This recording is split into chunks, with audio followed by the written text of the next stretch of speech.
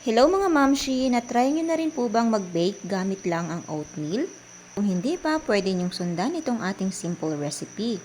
Gumamit lang po ako dito ng 2 pirasong itlog. Dahil may naiwan pang peanut butter, nilagay ko na rin. Parang 1 spoon of peanut butter lang nilagay ko dyan. Hinalo ko na rin ang mga tira-tirang saging. Dinurog ko lang mga yan gamit ang tinidor. Nagdagdag din po ako ng 1 cup of oatmeal. Itong oatmeal nga po pala ang alternative natin sa flour. Naglagay din po ako ng 1 cup na Beurre Brand powder. Dahil wala pa akong stock na fresh milk, kaya yan na lang po ang nilagay ko. Nag-add din po ako ng baking powder, baking soda, and of course, ang cinnamon powder.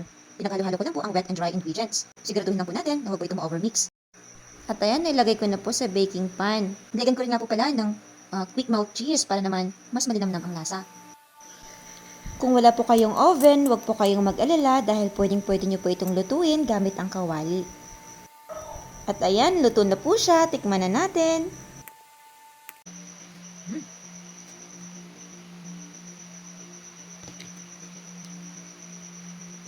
Malambot lang po siya.